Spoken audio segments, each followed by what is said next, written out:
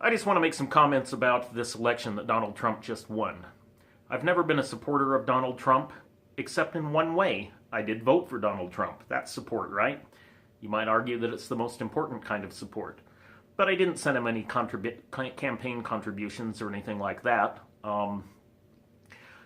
In the primaries, he wouldn't have been, well, I don't know if he's my first choice or not, because I didn't like anyone in the primaries. If any particular candidate, if I liked them on foreign policy, I hated what they had to say on domestic policy. If I liked them on domestic policy, I hated what they had to say on foreign policy. So this was, for me, an election that, as far as Republicans went, I just had no one, right? In partisan terms, the best way to describe me would be as an anti-Democrat, because I'm not a Republican. I wouldn't describe myself as a conservative. A conservative is not the opposite of a liberal. A liberal is a libertarian. A conservative is the opposite of a progressive. A conservative likes things the way they are. They aren't worried about what's going on with society. They're trying to work their way in society to better themselves, to become richer, whatever else it is. A progressive is somebody that looks outside themselves and says, all this stuff out here needs to be fixed. Society is broken. It needs to be fixed, and we need to progress society beyond where it is now. I am far more conservative than I am progressive. Progressive just means moving from where you are. It might be moving back. You can call that regressive too. It's like the difference between acceleration and deceleration. But acceleration and deceleration are really the same thing. They just have different signs. One's positive, one's negative. I would call myself a progressive in that we need to move back towards some semblance of what we used to call America. And this is what I like about Donald Trump. It's all a cultural thing. He is an unashamed male. He gets called an alpha male a lot. We're supposed to be, if we're male, we are supposed to be, in the Western world, we're supposed to be embarrassed to be male. We're supposed to consider ourselves privileged. We're supposed to sort of beat ourselves up because, I don't know, it's just bullshit, right? The same thing happens with if you're white. Donald Trump, I've never heard him say anything racist, have you? Oh, what about what he said about Mexicans and they're rapists and whatever? They're bringing drugs, they're bringing crime, they're rapists, and some, I assume, are good people. He pointed out that there's a lot of rape coming over here from Mexico.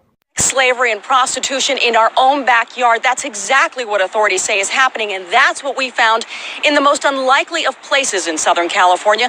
Police say that a ring has been smuggling women, maybe even young girls, into local communities for the purpose of sex. And because our political class has been so unwilling to deport people back to Mexico and keep them there, that we've had a lot of this rape culture this is a real rape culture. We don't have a real rape culture on campuses. We do have one coming in from Mexico. Why don't you get on Google and look up what the age of consent is in Mexico. You can look up all kinds of weird rape things going on culturally in Mexico, and those people come over and they think, well, this is how the world is. They don't realize it's just them, and they bring it here. Darting across a field of weeds is a group of what looks like students coming home from school. I count about anywhere from 10 to 15 girls. But these young women don't have school books in their backpacks. It's just an empty field. There's just no reason for them to be there. And the men they're about to meet aren't their high school sweethearts. This is where you'll be able to see the girls and the guys interacting. Deputy Rick Castro of the San Diego County Sheriff's Department diagrams the surveillance plan for the strawberry fields of Vista. Team 4 reports will accompany Castro and Senior Border Patrol Agent Andy Godinez. Some of them might be kidnapped. The authorities believe the young women may have been smuggled into the United States from Mexico by sex traffickers who prostitute the women to large groups of migrant workers. So this isn't just prostitution? No. We believe it goes on much deeper. A lot of these girls are very young, 14, 15-year-olds. And we see all kinds of rape problems coming into the United States because of a cultural influence from Mexico. He was absolutely right about that. That's number one. Number two, Mexican is not a race. You can't call, no matter what somebody says about Mexicans, you cannot in any way make that equivalent to saying something about race. Race is a biological thing. Mexican is a national thing, has nothing whatsoever to do with race. So even if he had said something bad about Mexicans, categorically, which he didn't, but even if he had, it wouldn't be racism. So I've never heard even one single thing racist from Donald Trump. I think he is exactly the opposite of racism, which is colorblind. He's a colorblind person. He doesn't give a flying you-know-what color somebody is. Dad, you're my father. I'm your son. I love you.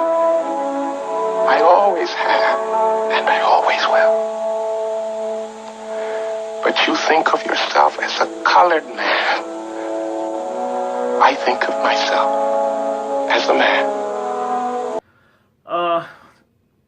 What's another thing? Culturally, I think he has a hard time. I don't think that he fits in with the idea of safe spaces, right? On college campuses. This is what's gone wrong with America since Barack Obama and the Democrats have had control of the United States. We have people on college campuses, they call it safe spaces, and what are they safe from? They're safe from encountering the opinions of people who disagree with them. They are safe from anything that they consider to be politically incorrect. And there's a reason why they distort the language and they call them safe spaces. And that's because we all think to ourselves, well, safety, right? Everybody should be safe, right? And if you're not paying close attention, you might be in support of that. Of course they should be safe. But the thing is, what they want to be safe from is being offended. But being offended isn't a safety issue, right? You're just offended. Nothing happens. What happens if you say that and someone gets offended? Well, they can be offended. What's wrong with being offended? When did sticks and stones may break my bones stop being relevant? Isn't that what you teach children, for God's sake? That's what you teach toddlers. He called me an idiot. Don't worry about him. He's a dick. Now you have adults going, I was offended, and I have rights. Well, so what? Be offended. Nothing happens.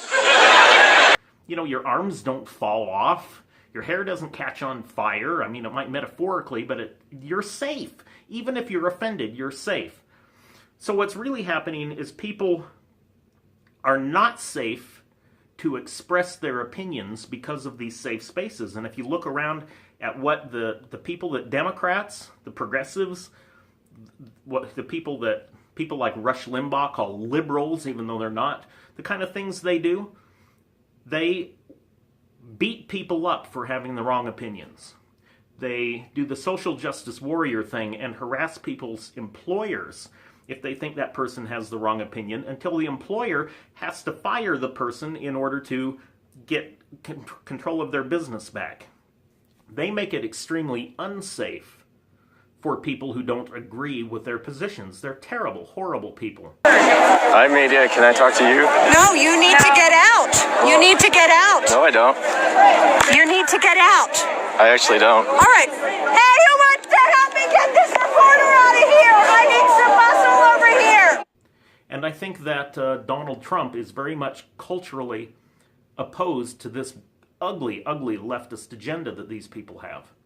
So this is the kind of thing that I like about Donald Trump. I think he's an anti-welfare state kind of person. I'm hoping that he will do something about the welfare state, or start taking the money out of it and forcing people to use their own creativity in order to go out and find the resources that they need to live. And I don't mean by looting and stealing. I mean by taking personal responsibility, because they don't have that cushion. They don't have that crutch anymore. I want it taken away. I don't want people getting pregnant in order to, right, they have the baby and now they start getting, you can find all kinds of videos about this.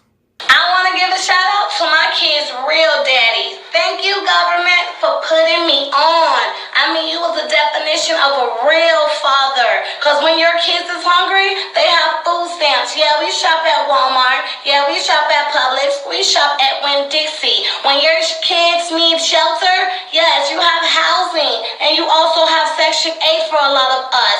And when our kids fall, get hurt, or sick, they have Medicaid. Yes, we go to the ER, we go to the walk-in clinic, and we also can make a doctor's appointment. I get their prescriptions with no hesitation.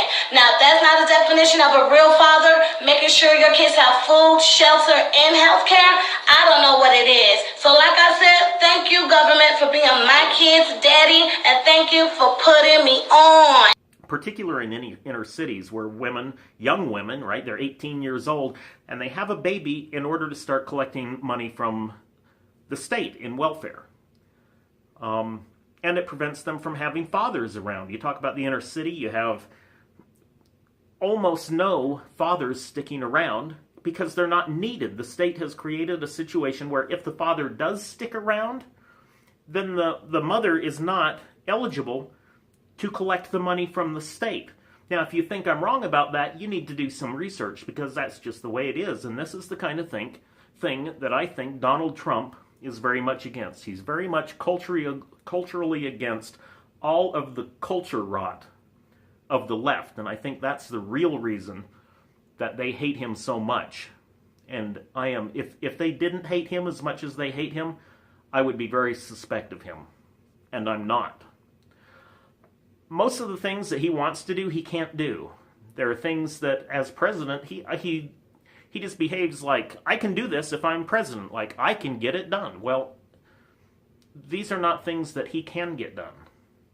Almost nothing that he said. He can't build the wall, right? He can, as president, he could stop the wall, but he can't get it done. He can get out of the way of people who are able to get it done, Congress and so forth, and not do anything to stop it. But he can't get it done. Now, maybe he can swing the deals and get people to all work together to get it done, and that's probably what he means, but we'll see. It's not something that he can just order.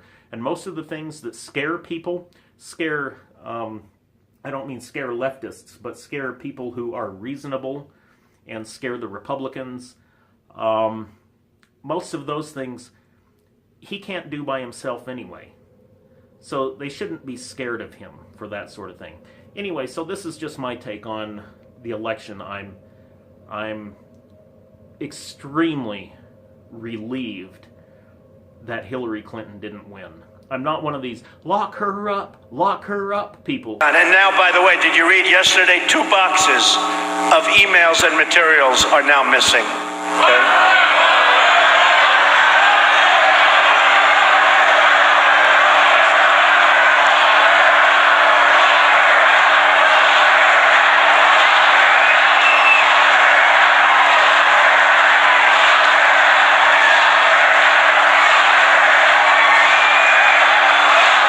I mean, who knows what she shared. I know that other people have gone to jail for much, much less.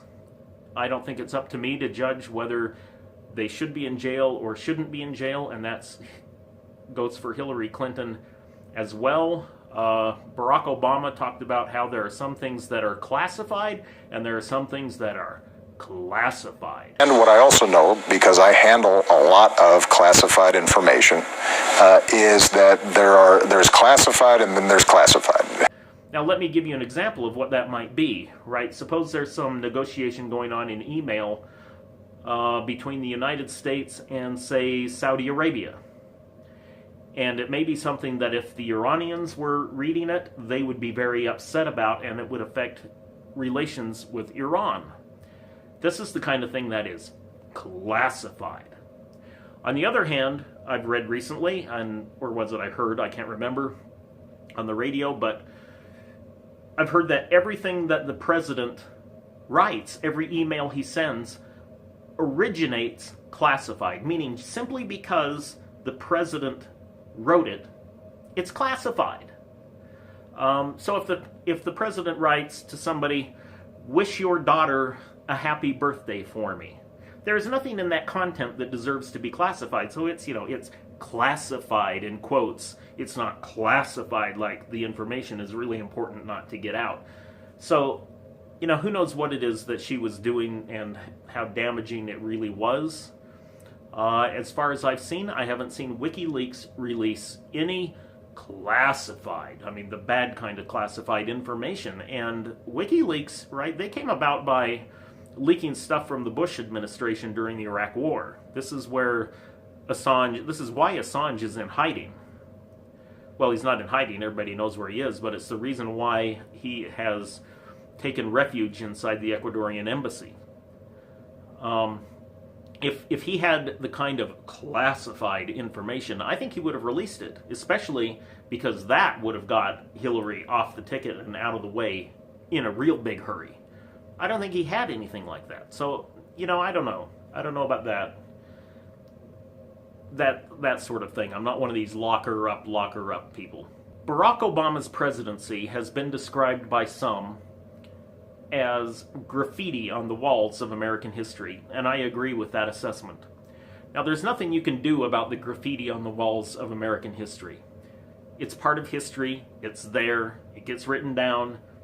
There's nothing you can do about that. But the real problem with the Barack Obama presidency is that it was graffiti on the walls of the American government, and it was graffiti on the walls of American culture.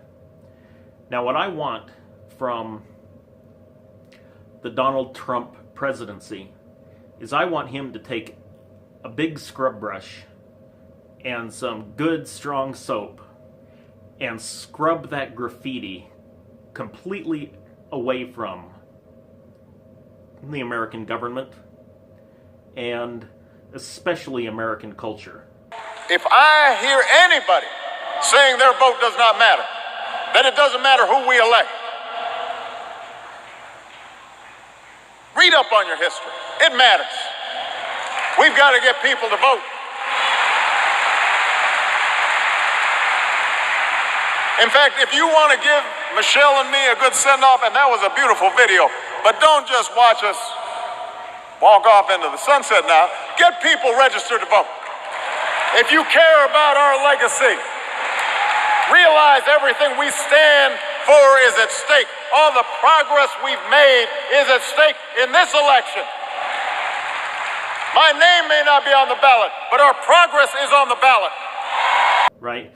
The really creepy things that we're seeing, right? Not only are men been vilified in this bullshit about a patriarchy in the United States that's become in vogue. It is truly insane, and people who aren't white males, they don't understand it. Like, there's supposed to be this patriarchy, and white males in particular were supposed to be this all-powerful group. My question is, okay, well, when was the last time there was an ambiguous interracial incident where the media automatically came down in support of the white male? Yeah. Wouldn't that be a test of this patriarchy? Right. But they invent power in order to brutalize, right? They imbue white males with power and this imaginary authority so that they can attack and brutalize the white males. And that is the elevation of people into positions of power prior to brutalization. Well, it's key to anti-Semitism and other things as well. And people who haven't experienced it, they genuinely, and of course, if any man ever complains, any white male ever complains, right? Well, yeah, I saw a meme about that where it had a picture of a guy with like holding his head, looking stressed out, and it's like, I want to be offended, but I'm a white male or something like that, and it's like, yeah, pretty much. Oh yeah, I mean, there are no allies. I mean, if you're a white male and you stand up for yourself, whether it's about white maleness or anything else like that, I mean, holy crap. Right. I mean, it's just a giant shitstorm. Or you're when was being the too last time aggressive. anyone ever sided with a white male in any kind of ambiguous conflict? People behave as though we're supposed to be ashamed to be Americans. Speaking of shame, there's little kids, white kids in schools. They handed kids in schools, elementary or high school, can't remember. You can look it up on the internet. But they gave them like a 3x5 card or something and said, write down your race, I think, and then write down something that you think about when you think about your race. And the white kids were all writing down ashamed and I'm sorry and this really weird, creepy stuff like this. And then the people who were black or Hispanic or whatever, they had proud things to say about their race. Well, people shouldn't be paying attention to race in the first place. It's some stupid accident of birth that has nothing whatsoever to do with your character, except that we have a culture in our schools teaching people of one race, one particular race, white, to be ashamed of themselves. Now, I can think back to 20 years ago where they were pointing out that, like, they would ask a black person, a little kid, to compare a black toy doll, baby doll, and a white baby doll, and have them comment on what they thought, and they'd say that the white doll was the good one and the black doll was the bad one. That was terrible, right? This is what they've switched it now, so now there's another race feeling terrible about themselves. It's freaking repugnant. You need to get off this identity politics bullshit. I got off on a tangent there. This is what I want. I want all of this stuff. The safe spaces bullshit. I want to get the gender fluidity thing. Where did this come from? When I was growing up, you'd see like one person in 15 years. You'd see some guy dressed as a woman, and it'd be some RuPaul kind of guy who was magnifying the absurdity of it. Instead, today it's more like, oh, this is who I am. What the hell? I want to see women start enforcing masculinity on men again. What else? That's just about it. Except that, these things that, even in his speech tonight that Donald Trump talked about, that he said he was going to do, infrastructure, how's he going to do that? It's what he's going to do. He take $1 trillion? Has he got $1 trillion stuffed under his mattress somewhere that he can start passing around to the states to build up our bridges and stuff? I don't know, I think he just assumes that he's going to find a way to do it within government. I don't think he can. I don't think he can do pretty much anything that he's saying that he can do. He may focus on one thing and get it done, but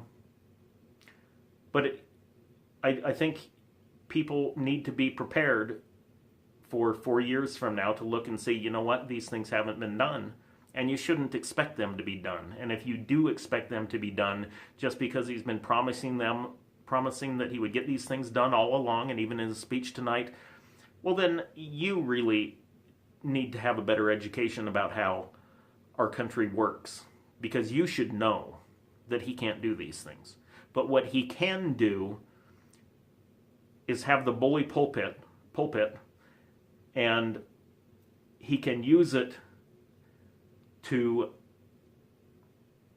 express a proud vision of America, very much the way Ronald Reagan did. And that is kind of what I am expecting out of Donald Trump. And I'm very, very relieved that we're not seeing any third term of Barack Obama. And I'm very hopeful for what we might be able to get in terms of feeling better about our country again, and feeling better about the kind of country that America is supposed to be based on the principles that America was founded upon. And I think we're going to head back in that direction. And I think we're once again going to be proud of ourselves. I remember 20 years ago, people, especially from Canada, they would say this, well, if you ever go over to Europe, be sure to tell people that you're Canadian, not American. It's like, what the hell is wrong with you? People should be standing up and being proud to be American in the original American tradition, the American way. And if you don't know what the American way is, it's to a large degree mythical, because you will never find all the elements of the American way put together in America at the same time. But you can put them all together in your mind by reading some Ayn Rand novels. If you read The Fountainhead, you will get a good vision of the American way. If you will see, if you'll read Atlas Shrugged, you'll get kind of a dystopian view of the American way by showing the opposite of it. And if you were to read a really, really good book, a really good political book that I think everyone should read, Ayn Rand's The Virtue of Selfishness, you should read that to learn about self-esteem. And that's it. I've said I'm gonna shut up several times now. I am actually done now, and I am signing off. And let's just hope that we're going to have a great future, and I am optimistic, and I hope you are too. I'm out.